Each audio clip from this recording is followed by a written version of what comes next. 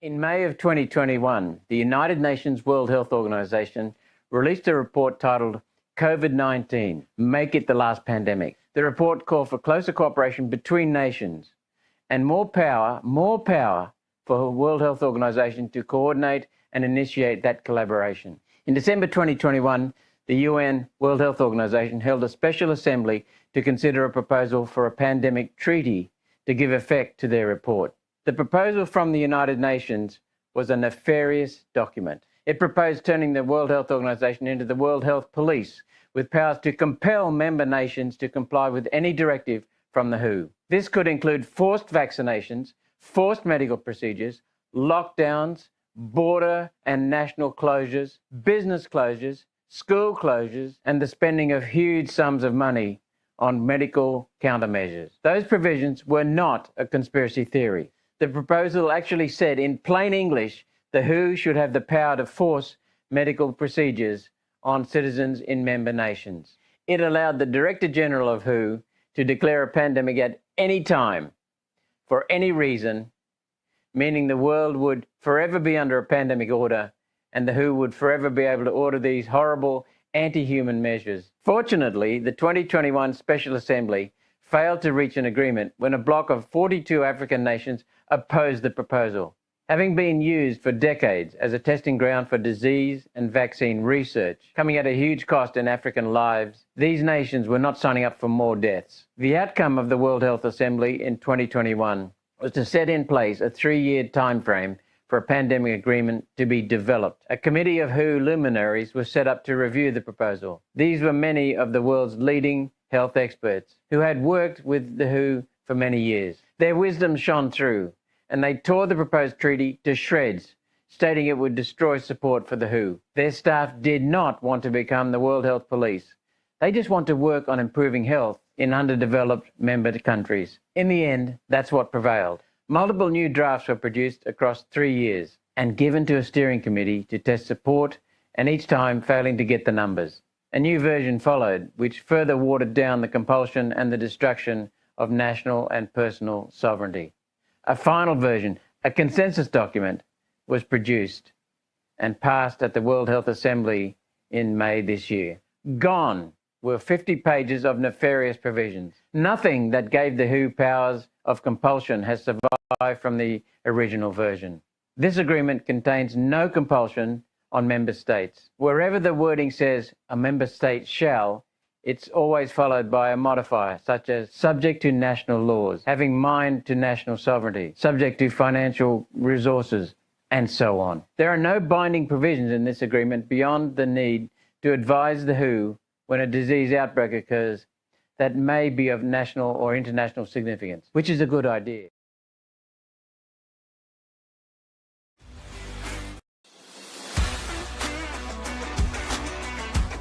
Hi, perhaps you recognize me. It's your favorite president. We will decide who comes to this country and the circumstances in which they come. Anybody in this country doesn't minimize their tax. They want their heads ring. You're gambling with the lives of millions of people. You're gambling with World War III. The answer is Mike, because I want to do you slowly. I was saved by God to make America great again. We shall fight in the fields and in the streets. We shall fight in the hills. We shall never surrender.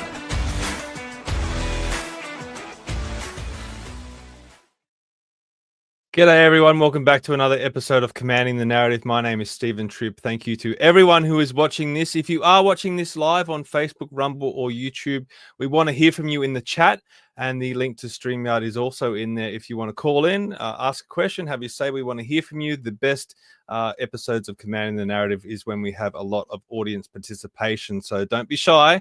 We want to hear from you. We've got a great guest today talking about some important issues related to international bodies and their influence on Australia, which is going to be very, very interesting. But before we get there, I'm going to let you know about how you can follow us and support us, and it's by heading to commandingthenarrative.com. Now, don't rely on social media anymore.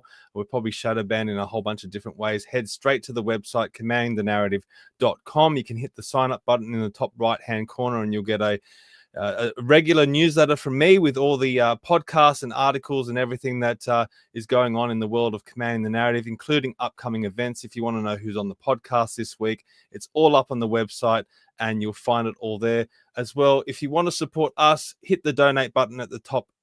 You'll see donate right there. You can contribute to us. It helps to pay for the website. It helps to pay for the stream. And most importantly, gives me a very warm and fuzzy feeling inside, which is very, very important.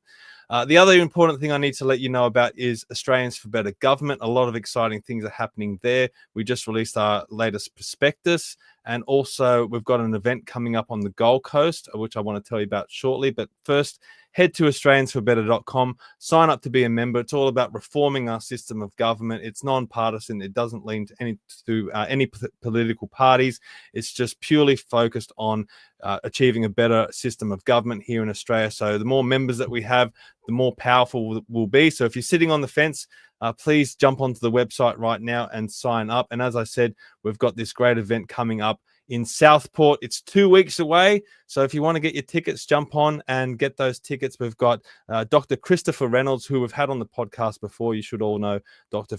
Christopher Reynolds. He's got a PhD in constitutional law. It's going to be very interesting hearing from him. Senator Malcolm Roberts, who you just heard from in the cold open, and also Senator Jared Rennick is going to be speaking. It's going to be very interesting. And of course, Kevin Lockray and myself are going to be there speaking about all things reform and solutions-based stuff about how we can have a better system of government in this country. So if you're on the Gold Coast, close to the Gold Coast, maybe you're in Brisbane or Ballina or the Tweed, please come along to this event and it should be a really great day. Also, at the moment, I'm also president of Let's Rethink Renewables. Let's Rethink Renewables has also put out its latest prospectus as well. So head to the website and click that and download it, and please share it out everywhere you can. There was some great news about the offshore wind project in the Illawarra. Apparently that's fallen over, thank God.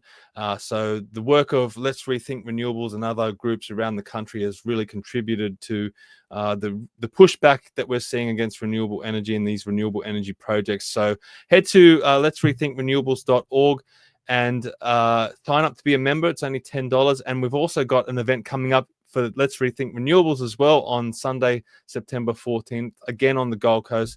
We have Malcolm Roberts speaking at that one as well. Also, Ben Beattie of the Baseload podcast, and Katie McCallum, leader of the Kilkeven Action Group, who's been on the show before as well. So come along to that. We will be announcing more speakers as they're confirmed. And lastly, I'll just quickly throw this in before we start. I've been elected to the board of CIB UK, the Campaign for an Independent Britain, which is Britain's longest standing independence organization, founded in 1969, defending sovereignty. And unfortunately, the UK has got a big battle on its hands when it comes to sovereignty. So it's a great honor to be elected to that board, and I will be taking that very, very seriously. And hopefully I can comment on that in the coming weeks. But for now, let's get right into today's interview. I've got Katie Ashby-Koppens on the show. She's a lawyer. She's had over 20 years experience in civil litigation, and she's also the co-founder of the Alliance Council of Australia. So let's bring her on. Katie, welcome to Commanding the Narrative. Hello, and so nice to be with you. Thank you for having me. It's my pleasure. Now, I haven't met you before and we haven't spoken before, and some of my audience might not know who you are, but I suspect a lot of them do. But for those that don't, can you give us a bit of a quick background of who you were, maybe before COVID, because I'm sure a lot of things kicked off for you around that time. But who's Katie Ashby-Koppens before this madness unfolded in the last few years? Yeah, sure. So I am Katie Ashby-Koppens, which is very close to, I'd be very happy to be confused with that crazy English woman, Kate. Is it Kate Hopkins, the one that has Katie's Arms and things? She's a comedian in UK. She's fantastic. Very happy to be confused with her for sure. So I'm Katie. I'm a Kiwi. I've been living in Australia for the last 14 years. And prior to COVID, commercial litigator, working on lots of big cases. And then COVID came along and things started to not make sense. And I was in Melbourne, so probably things made even less sense. And we just started asking some questions, and things became really tough, and life became a little bit tough, and it didn't really make sense. And so we just started looking a bit closer at things. And then when the mandates came out in both Australia and New Zealand, that's when I knew that something was terribly amiss. And I guess that's when I started really doubling down and supporting a lot of people around mandates and the right to work and the right to informed consent. And so I've been head of legal in New Zealand for a group called Voices for Freedom. And we've just been in the Royal Commission over there on lessons learned into COVID. And then separately here in Australia, I've been very active in a number of the cases around the vaccines for the children and the babies, and also the GMO case against Pfizer and Moderna. And so that's really where things led on to with the World Health Organization, and being particularly concerned about the fact that the rules around pandemics were ramping up in a way that would allow the last 5 years to happen again, but on steroids. So that's really the reason for pushing back against the WHO pandemic treaties. And Aligned Council of Australia was a natural fit. There were a lot of groups that signed up to the terms of reference that I signed with, that I prepared with Julian Gillespie and Peter Pham, which were tabled in Parliament. And then those groups naturally joined together because they too are concerned about the WHO pandemic treaties. So Aligned Council of Australia is now over 38 groups and representing the interests of almost 2 million Australians that are concerned about these documents. Yeah, I really have to apologize about the name there. I can't stand it when people get my name wrong, so I must be dyslexic. I don't know how I missed that, so I do apologize. But it's really great work that you're doing with the Aligned Council of Australia. What have been some of the challenges that you guys have faced so far? Because you are trying to do good things, but I know when you set some of these things up and you're trying to deal with so many groups and so many different personalities, and then push back from the other side as well, there are challenges that pop up. So what are some of the things that you've faced so far?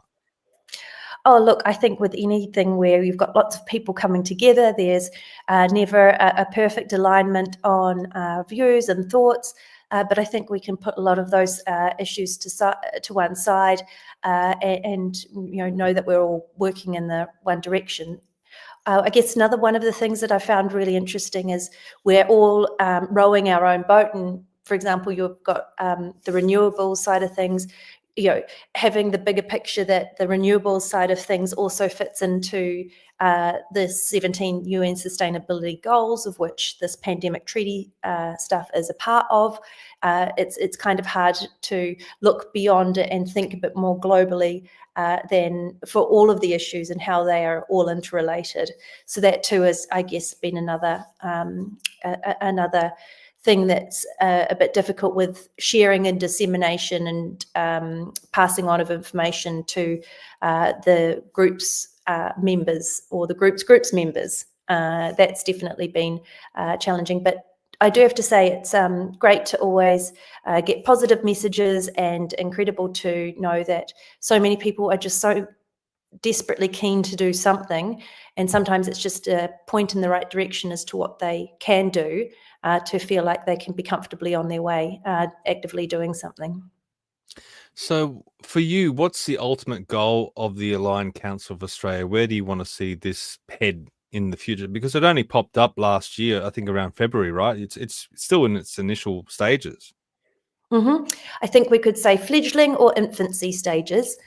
Look, the WHO pandemic treaties are, the reason why we went for them is because they put into words a lot of the things that we had been saying for quite some time, but they articulated it in a way which made it really easy to point to the fact that what we were saying or concerns that we had were actually written in black and white, as opposed to trying to describe these issues esoterically or top level or, oh, it's just a feeling. No, it was really easy with these pandemic treaties because we actually had the documents that we could point to, and we could say, look, yes, sovereignty issues are a problem.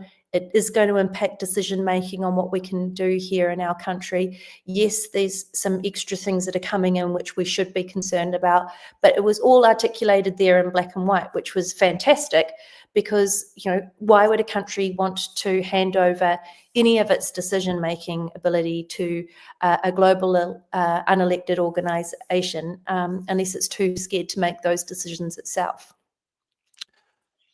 Look, there's so many fires that we feel like we have to put out at the moment. We feel like we're getting, attacked in all different directions, and it's always by government. I mean, the problems that we're facing are the result of bad government.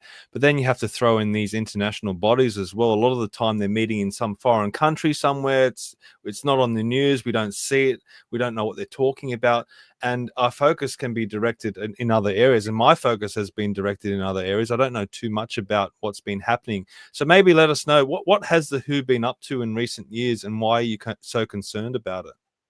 Yeah, sure. So since the pandemic it got to declare and recommend new recommendations that were not evidence-based and entirely new, the WHO has decided that all countries have been bad and not doing what they were told. I think the reasons for drafting this brand new pandemic agreement, which is the one that Malcolm was just talking about at your intro, was because of the catastrophic failure of nations to act with solidarity in the face of COVID-19. You could also suggest that that also means countries not doing as the WHO had told them to do. So since then, or since 2022, the WHO, the World Health Organization, which is the health agency of the United Nations, has been busily amending pandemic regulations that have been in existence for quite a few decades, and also drafting this brand new pandemic agreement, which is a treaty, an international treaty, but it's really designed as a commercial enterprise or a logistical operation to allow for the identification and receipt of pathogens of pandemic potential. So that's sharing nasty bacterias and genomic sequences with the WHO. And then the WHO gets to declare the pandemic under the regulations, and then it gets to make the suggestions as to how to get out of the pandemic, i.e. cure vaccines or medications. And then the WHO gets to ensure that they are logistically distributed around the world in the way that the WHO sees fit. So it's really tying up in a bow or zipping itself in a sleeping bag, the perfect self-fulfilling prophecy around pandemics. Declare the pandemic, make the suggestion or the solution, and then require a country to buy it. It's fantastic for them. Look, I've obviously gone to your website. I've seen the statements that the Aligned Council of Australia has made and the concerns about all of this. But then I went to the World Health Organization website, and I just expected to find something on there about this. There's no real mention about these amendments or what they're doing. They're currently meeting or they've just met. And I mean, a lot of this is related to vaccines. It's related to childhood vaccination. That seems to be where their focus is. But they don't seem to want to really publicize what's going on. They don't really want to bring it to the consciousness of everyday people. Do you think that's by design? Oh, absolutely. It's also because it's a terribly boring subject until you actually have to go through it. And, we've just been through it. So if people think that there is they're not superpower, or I guess giving themselves superpowers in respect of future pandemics, and you're not interested in talking about it now, then, watch out, because we're going to face a world of pain. The WHO don't openly advertise this or talk about it. You don't hear it on mainstream media. I notice that we don't hear those sayings anymore. Oh, well, I would have heard it on the news. People, I think, have realized that the news is not doing them any favors anymore. But yeah, absolutely. It's a topic of conversation that is not in the public realm, and people don't really know much about it to talk about it. And then the WHO doesn't advertise much about it, and then they go and make it quite confusing so that, it's a bit hard to explain or describe. So, why would people want to talk about it? But in the meantime, here's a whole lot of regulations and a new pandemic treaty that Australia is signing us up to. Yeah. From what I understand, I heard you speak on another podcast. There's actually two sides of this. There's an amendment, and then there's also an agreement. Do you want to explain the difference between the two? Mm-hmm. Absolutely. So the pandemic regulations are the international health regulations. They have been around for decades. They have undergone quite a few versions and amendments each time we have a pandemic. They'll undergo some amendments. So in 2005, they underwent some amendment following, I think it was swine flu. And then now we've got the new version of 2024 amendments that came about.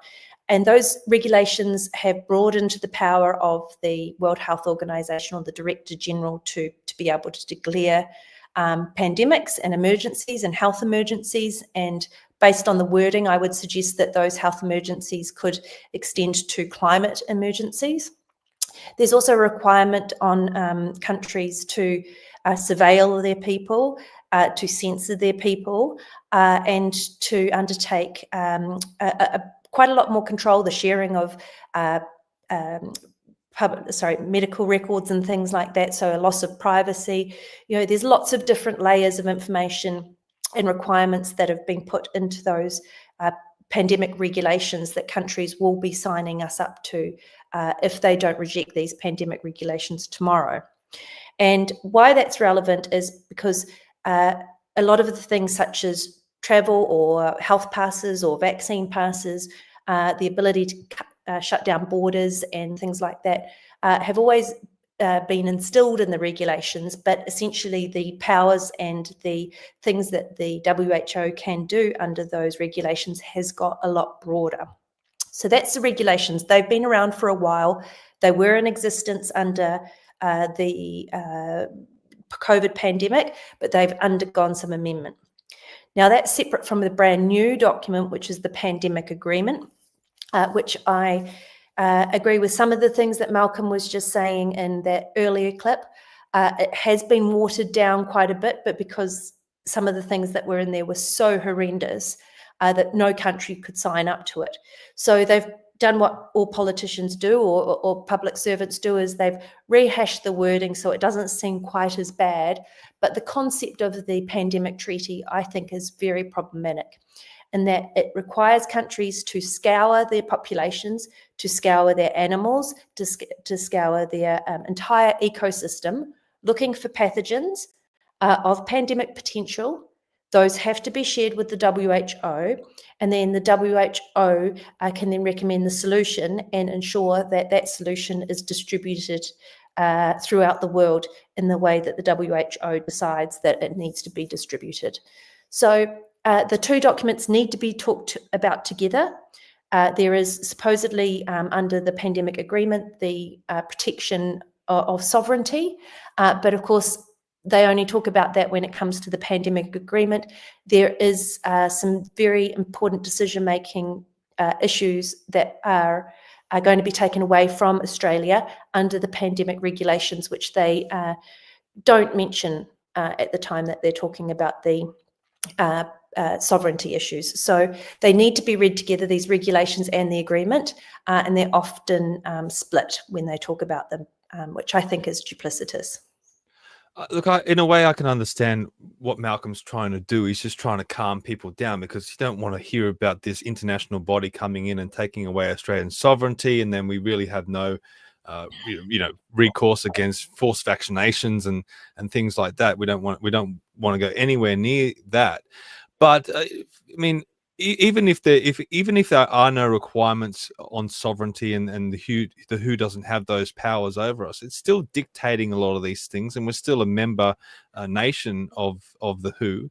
So there's a lot of pressure that comes along with that as well. So even if there is nothing binding in there, we saw it during the pandemic. I mean, the WHO was putting out recommendations, and the government would just say we're following the World Health Organization. So that's a big risk as well, isn't it? Absolutely. So the recommendations from the World Health Organization come with an awful lot of weight or swagger. If the World Health Organization says jump 50 meters in the air, the politicians will probably say, all right, everyone needs to jump 50 meters in the air. The interesting thing was with COVID, and this is what I keep coming back to so often, is we actually all had pandemic treaties or pandemic plans in advance of COVID. And most countries threw their pandemic plan out, didn't follow it, and were also prepared to start following recommendations from the World Health Organization, which were not based on evidence or previous trials or tests, but quite different and opposing recommendations, which we hadn't experienced before. And just a handful of those recommendations that were changed were lockdowns. WHO said, don't close borders, don't stop travel. Prior to COVID, and then shortly after COVID said, oh, well, maybe it's appropriate to lock down or shut borders. Unfortunately, we just did for much longer than probably the WHO had recommended. Another good example is the masks. Prior to the declaration of COVID as a pandemic in March of 2020, the WHO said masks only in clinical settings where people are actually unwell. Well, fast forward to August 2020, and we've got a situation where masks are required by even healthy people outside, and even children having to wear them at school and having to have breathing breaks, which I still find absolutely mental. That's where things really started to change. The WHO was not acting any longer on the basis of health information, but I would go so far as to say that they were starting to act in the interests of their private funders, for which they receive about 25% of their funding. See, that's a big part of this. I mean, I've been talking about it since the pandemic. There hasn't been adequate accountability of what happened during the pandemic. State premiers were getting on TV at 11 o'clock every morning, scaring the wits out of everyone with new restrictions. People that lost their businesses and lost their job as a result of that. And you'd have people like Gladys Berejiklian standing there going, well, we're following the health advice. Well, where is this health advice? It's never been released. Was it recorded somewhere? Was it whispered in your ear? In what form were you getting this health advice, and what was it based on? There's never been any accountability for that. And you can extend that to the World Health Organization. A lot of these recommendations was coming from this international body. Where's the accountability on the WHO? Is there any accountability? Is anyone looking at the WHO and saying, guys, you got this wrong? Maybe Tedros, maybe you need to step down, or maybe some of the people advising the WHO need to step down and reassess. It seems like they're just doubling down, and it's almost like they're patting themselves on the back saying, hey, we did okay during the pandemic, but maybe we can do even better with our agenda this time around. Do you feel like there needs to be more accountability? Oh, absolutely. I agree wholeheartedly with all of those statements. So there hasn't been any accountability. There's been no royal commissions. There's not been any inquiries at a global sense. Very few countries have undertaken any assessment of what has been the biggest national and international impact on all of us. And since World War II, if you think about it on a global perspective, and there has been no stop to reflect on what we got right, what we got wrong, or what we could do better next time. And that's something that we need to really question. We had a World Health Organization that was also supporting this scaring of the bejesus out of everybody. Not any time did they turn around and say, oh, look, this is what the actual fatality rate of COVID is. It's much lower than what we initially thought. Let's rethink our plan to reopen and ensure that we get back to economies turning over again. No, they seem to almost double down and support the fact that countries were doing the right thing to lock healthy people down And I would go so far as to suggest that it was entirely for the reason of getting everybody vaccinated as quickly as possible. So the World Health Organization has certainly aligned with organizations, philanthropic groups that have an interest in vaccinating. And I do think that that relationship has clouded the World Health Organization's independent judgment on supporting public health. I do think that that is a very dangerous situation that the World Health Organization has got itself into with funding, and closely aligning it with itself with organizations like Gavi, because otherwise I think that there would have been a very different response if the public health was the center and main focus for the World Health Organization in 2020. See, there's a saying, all politics is local, and I think that applies specifically to health and education. You want it to be as close to the sources as possible, but it's flipped on this with health. You've got this international body that's dictating to all the member nations, and how can you really assess the health requirements of each independent nation from an international perspective? It just makes no sense at all. And when it comes to membership of these international bodies, I mean, I want to bring up Australians for Better Government here, because we talk about this. It's one of our proposals here, which relates to direct democracy. We're saying that there should be more binding public plebiscites on different issues, including international treaties. The Australian people have never been asked whether or not we want to be part of these global bodies like the United Nations or World Health Organization or other bodies. Do you think if we put this to the Australian people, do you think they would go along with taking health recommendations from an international body like the World Health Organization? I don't think so. I think that's really a main reason why Aligned Council of Australia was formed, was because we're pretty confident that when people know about these pandemic treaties, that they're not going to be too happy that decision making about the next pandemic, which they keep promising is just around the corner, is going to be made not by an Australian, but by someone that an Australian citizen has no access to, they didn't vote in, and that doesn't understand the nuances or specialty issues that that Australia is subject to. So we were always confident, if we can get beyond the echo chamber, that people are going to be genuinely concerned that these pandemic regulations promise perpetual pandemics, and our health is not the main focus of it. It's funding, and it's a bottom line, and it's the World Health Organization lining the coffers of those organizations and groups which are feeding them a lot of money.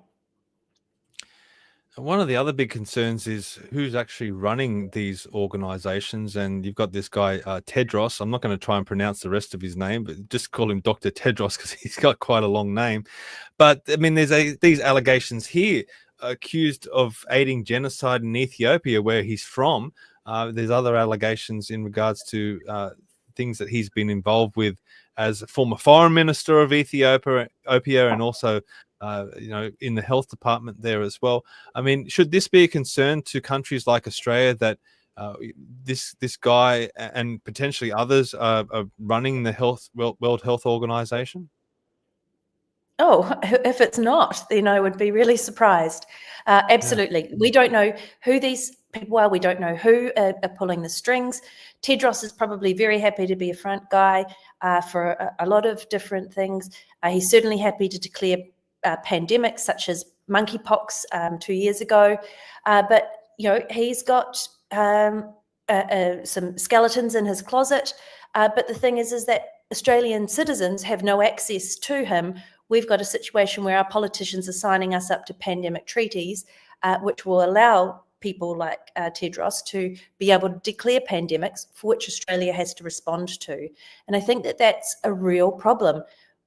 This pushed in this sycophant desire to give decision-making power on behalf of Australia by our politicians to these globalist, unelected organisations for which we have no access to is a real problem. And I know that people will be genuinely concerned when they just hear that basic structure of what the arrangements are. Look, the other thing as well is, with these international bodies, I mean, we have all these member countries. We just heard from Malcolm, the big pushback came from Africa, where Tedros is from. Thank God they did push back on it. Thank you to all the African countries that did that. On the flip side, it seems that Australia is more than willing to go along with anything that the World Health Organization proposes, and seems to be there with banners and like almost like cheerleaders cheering them all on. Why do you think that is? Why do you think our politicians are so eager to go along with these international bodies and the recommendations that they put forward? I think if we look at a few different interconnecting pieces, I feel that a lot of politicians don't necessarily understand the full picture. And so educating politicians is a big part of what the Aligned Council of Australia is about. But these things are all interconnected. We've got the Moderna factory, which is the new mRNA factory that boasts the ability to manufacture 100 million doses of mRNA vaccines a year, based in Melbourne. That's got a huge kickback. We've got the federal government that I think gave millions of dollars or in the 10-year contract to Moderna on that project. There's just kickbacks, and also things aren't looked at, and things are looked at only in finite areas rather than looking at that big global approach or the broader aspect of it. So I think that you've got politicians that probably don't get given the full picture when they sign up to things, and things sound great. Following the World Health Organization's recommendations, why wouldn't we? I mean, they are a global trusted organization that have been around since the Second World War. Why wouldn't we, follow it?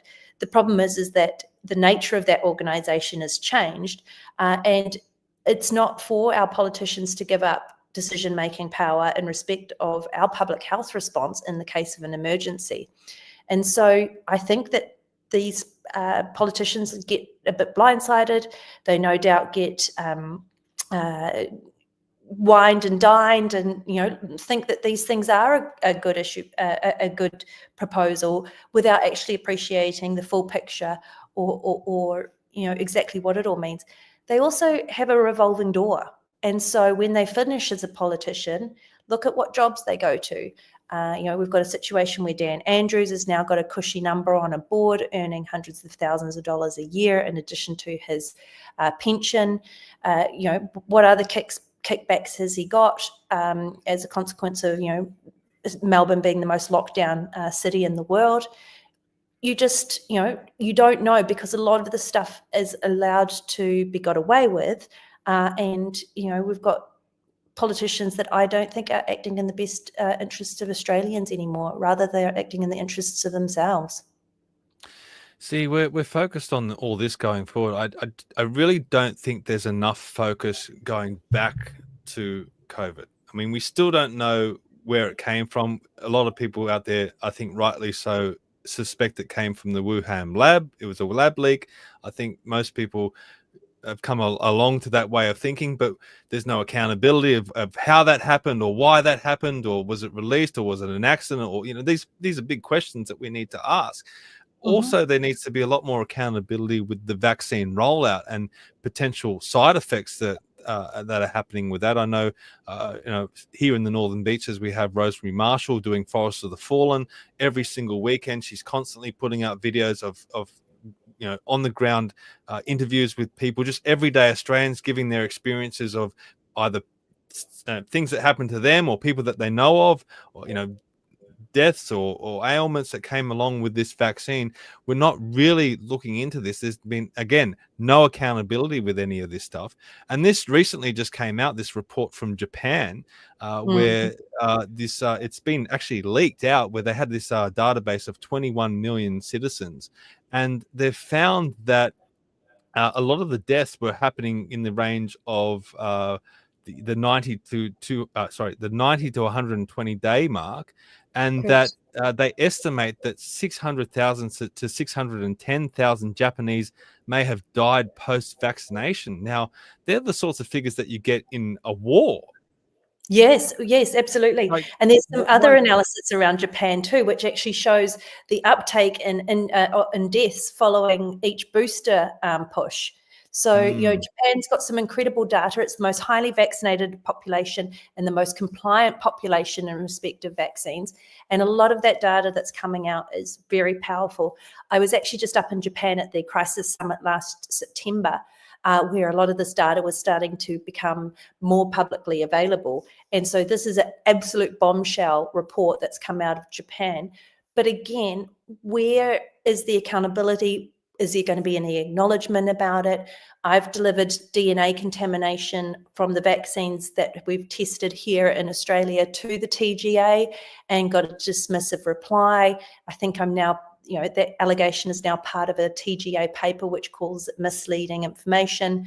And then we've got OIA documents from the TGA which say, oh, look, that looks like there could be integration, and are we concerned about impurities? So when is there going to be accountability if our own regulators aren't even taking any of this, these serious and significant concerns on board?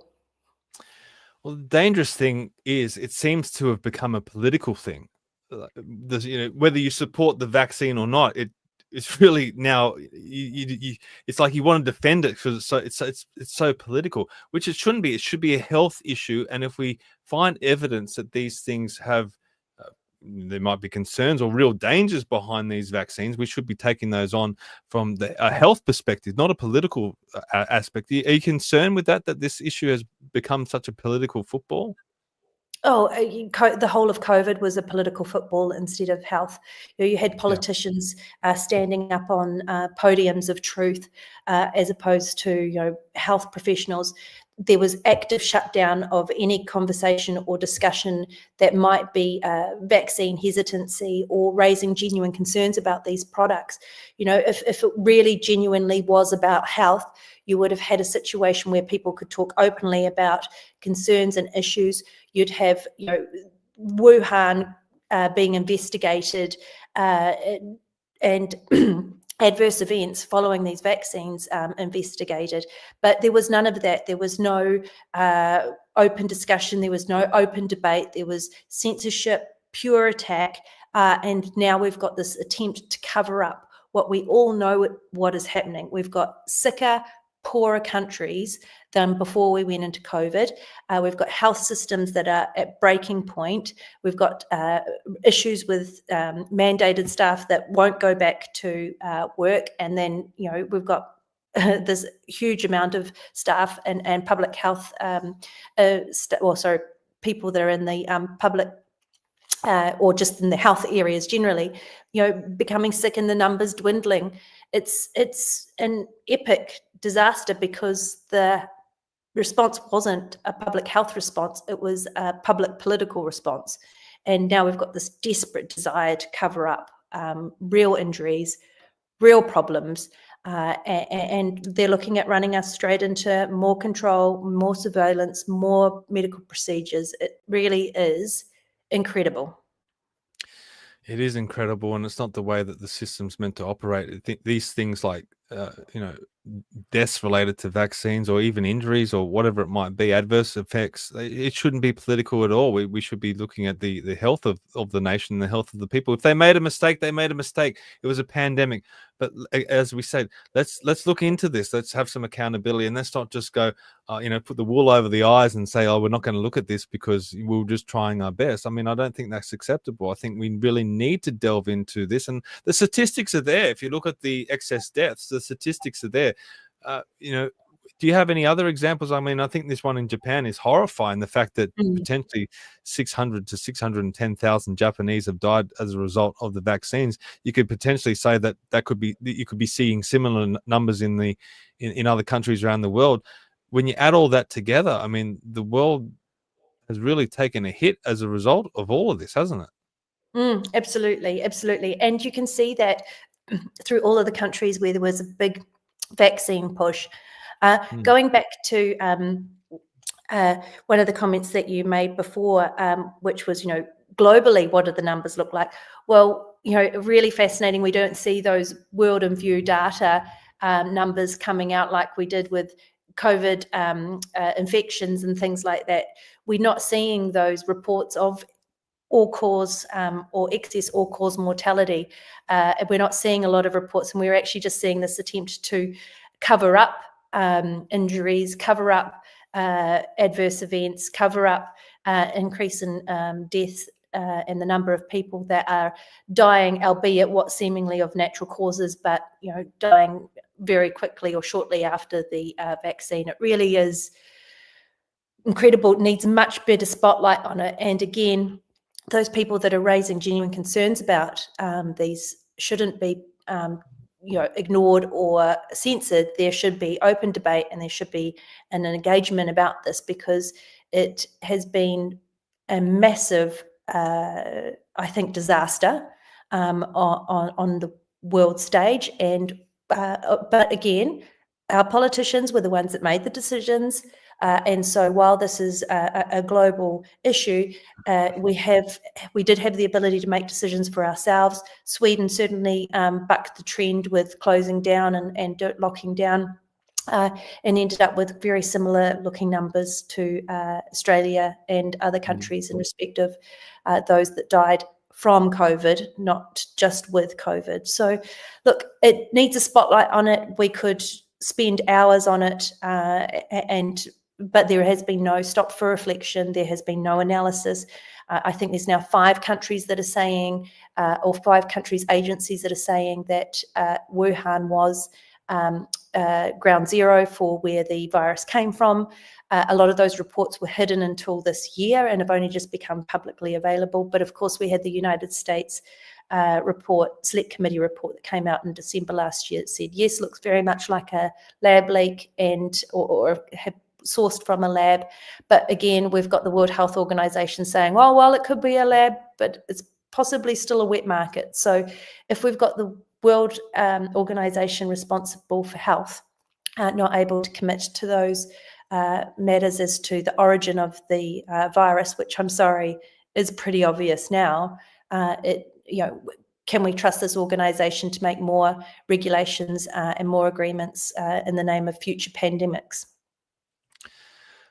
Speaking of the politicians, the Aligned Council is doing a lot of work, a lot of action, as you can see on your website here, signing petitions and sending emails and letters to different politicians. I mean, have you had any feedback, whether it be good or bad, from different politicians? And have you had any success in building some relationships with politicians here in Australia? Yeah, so we've been really lucky. After our big push last year in May, we had 14 politicians write a letter to Prime Minister Albanese calling on him to reject the WHO pandemic treaty and the regulations.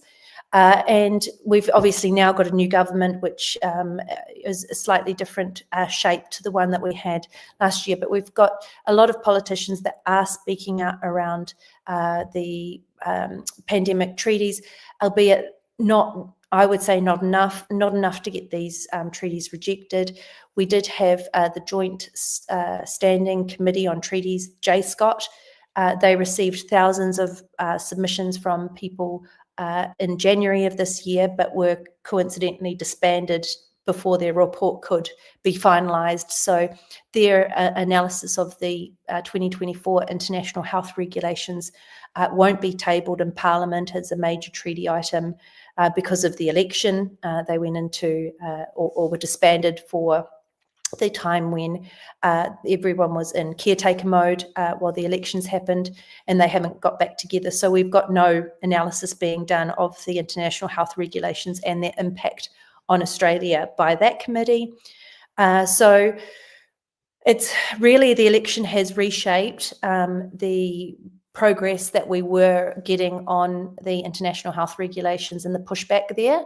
But certainly there are some politicians that are making comment. They're just not taking it to that next level and really insisting that these pandemic treaties are rejected in full. Obviously, for a group like the Aligned Council of Australia, you rely on everyday people to get behind you and get active.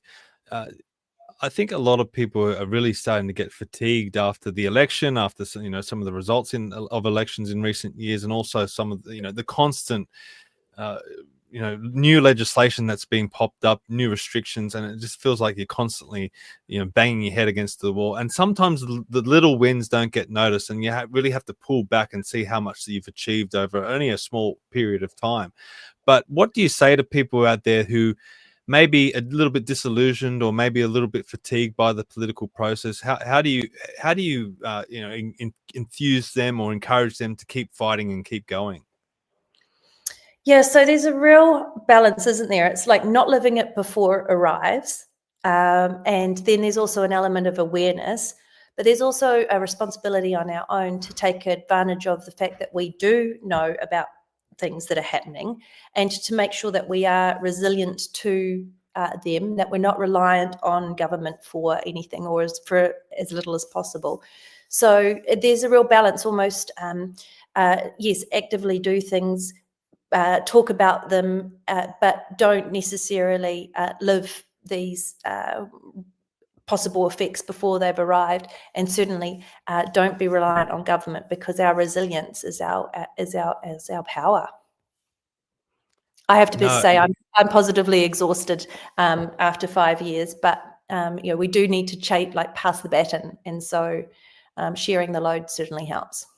No, I think anything politically is a long game. If you look at the people that are in there, Anthony Albanese spent 30 years in Parliament. I mean, I grew up in his electorate. He's been in there since I was in year 6, like 30 years ago or whatever it was. I mean, these people take an incredibly long time to get anywhere politically. And if we think we're just going to pop up in a few years' time and change things, it just doesn't work like that. And I don't think we really appreciate what a lot of us have accomplished in such a small period since 2020.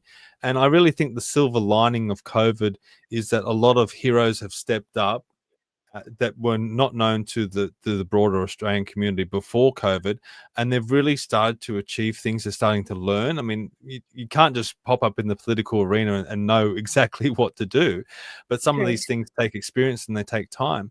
So, who are some of the people? Obviously the Aligned Council of Australia deals with so many different groups and so many different characters. Who are some of the people that are at the top of mind for you that have really stood up in supporting the Aligned Council of Australia and supporting a lot of the issues that you've been advocating for? Oh, there's been so many. We have been so incredibly lucky. So Professor Ian Brighthope, who's a dear friend and for whom I've got so much respect for, is so supportive of these efforts that we are making, because he is very concerned. He is always getting people that are having adverse events or unusual health issues that really need to know what answers, and he's having to direct people to all sorts of different directions. We've got Graham Hood, of course. Mandates were a huge thing that impacted a lot of people's lives. And as Hoodie always says, once you wake up, you don't go back to sleep. So I do have to say that I'm so grateful for him. But we've got hundreds of people that have really stood up over time, and we have to remember that messages are heard differently by different people. And so that's what has been great with the Aligned Council of Australia. We've got Monica and Joel and a whole lot of amazing people that just genuinely want to see a change and fully behind everything that we're doing, but they have the ability to deliver a message differently than maybe I might or you might. So we've got everybody doing their utmost best to bring awareness to these issues, because I do think that with awareness, we really will get pushback. And you can already see pushback. You can see a drop in vaccination rates generally, and that's as a consequence of what's gone down over the last 5 years. I think we're probably going to have a significant number of more people that, should we go into lockdown again, probably won't respect those orders as much as they did in the first 2 years of COVID. And I think that we've got a lot of more people, general public, looking for information on the fifth estate as opposed to mainstream media. And so we've got credible personalities like yourself and Maria Z, getting their message out there on different channels in different ways, because of course people hear things differently. Yeah, definitely. Now, we've talked about the pandemic and the World Health Organization today. Obviously, that's related to health and to COVID and to vaccinations and things like that. Obviously, that's not the only issues that the Aligned Council of Australia deal with. You talked about the rollout of renewables earlier. There's also concerns with free speech coming up, and also this ban on social media for under 16s, and the fact that we may have to use facial recognition to be able to use the internet. I mean, that's still got to play out. What's some of the areas that the Aligned Council of Australia wants to focus on going forward? As I said before, there's a lot of fires to put out, and you can't put your focus everywhere. But where's your focus gonna head to? So really pushing back against the censorship. And so while we might have got rid of the mis and disinformation bill in November last year, under this new government, I can assure you it's going to come back probably with a different name. Censorship issues pertain to all sorts of things: hate bills, mis and disinformation allegations, the locking down of media. You mentioned shadow banning when we first started in your introduction today. That's all part of the censorship campaign. And guess what? It's mentioned in the WHO pandemic treaties. They really want to quash the infodemic, as they call it. The other one is surveillance, really concerned about the surveillance. That ties into lots of different issues. Vaccine passports, digital ID, the social media ban for under 16s is the Trojan horse when it comes to digital IDs. And there is no way that you can perfume that pig any other way. Digital IDs, social media ban means that we all have to have a digital ID to be able to access the internet, which used to be the World Wide Web, which was freely available. Now we've got e-commissioners and these other people that are there to keep us supposedly safe, seemingly from ourselves. So censorship and surveillance are really our big focus for the next wee while. We have been just having our eyes on the prize, which was tomorrow, to get the WHO pandemic treaties rejected. The pandemic regulations rejected. So that's where we've been. But if these regulations come in, that means that censorship is going to come in harder, surveillance is going to come in harder, and there's also going to be a cost requirement for us to meet our obligations under these regulations, which of course is going to be money that's coming from taxpayer dollars, no longer going back into our economy, but being utilised in different ways.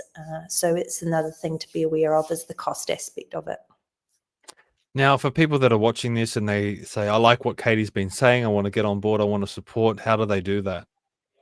Well, the first thing I want you to do is jump onto our Voters' Voice tool, which allows you to click on, with one click of a button, it will populate an email for you. It's www, yep, that's it. If we scroll down, click send stop the WHO. That is our cool new tool, which if you click that, put in your email address, it will populate an email of your choice, of which you have 4 options. And that email will go to your local MP. It will go to all of your state senators. It will also go to Mr. Butler, the Prime Minister, and Penny Wong. So they're all of the people that are involved in the pandemic treaties. And then that will send to them and will arrive in their inbox. And they will get to know that you are not impressed about the pandemic treaties and pandemic regulations. So really awesome and powerful tool. I would love for you to do that before tomorrow. And then otherwise, if you want to get better informed, jump over to the Aligned Council of Australia website. We've got information on the pandemic regulations. We've got information on the pandemic treaty.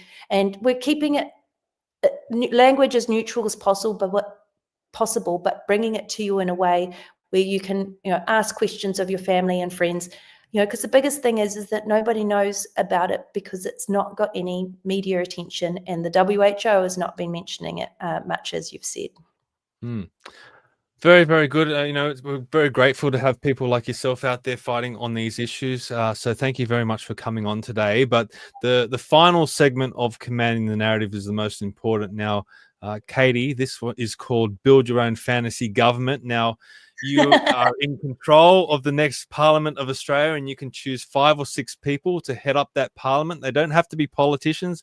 They don't even have to be alive. They can be anyone that you choose, but they have to be of leadership quality, someone that's really going to take Australia into the right direction. 5 or 6 people. Who do you pick? Oh, I think I might have to go for a few of my favourites. So I think Alex Antic would be definitely on that list. And I am staying with those politically orientated already, because if you're not already orientated politically, why would you want anyone to go into that industry? Gerard Rennick has been an absolute stoic and has been so supportive of so much of the work that we have done. Of course, Malcolm Roberts continues to fly the flag. Oh, and my last two, I'm always a big fan of Hoodie, so I would definitely have him up there. And then from a health perspective and just a genuinely good human, Professor Ian Brighthope. That would be my selection. No, very good selection. Those names often get on the list. I think that should be taken noted by a lot of the politicians in Parliament, that those people are really resonating with people. But unfortunately, that doesn't happen. Usually suboptimal people get the high positions in our Parliament. But hopefully one day we can change that, and we can see the likes of Senator Antic and Rennick and Malcolm Roberts in leadership positions. So we'll stay tuned for that. But thank you, Katie, for coming on. It's been a pleasure, and it's been a pleasure speaking to you for the first time. Hopefully we can speak again in the future, and congratulations with everything that you're doing with the Aligned Council of Australia. I've never heard a bad word said about the ACA, and I think a lot of people appreciate the work that's being done. And look, we can't all be perfect. We can only do what we can. And there's a saying, don't make it perfect, just make it happen. And I feel like that's what you're doing with the Aligned Council. You're just making it happen. You're getting involved and you're getting active, and that's all we can ask for. So thank you very much for coming on. Thank you, Stephen. Thanks so much for having me this afternoon, and go send that email. Let's get this rejected. And also head to commandthenarrative.com, follow us there, hit the sign up button, and get all the podcasts that are coming up, and stay up to date with everything that we're doing. And of course, head to the Aligned Council of Australia website, alignedcouncilofaustralia.com.au, and we'll see you all next time. Thank you.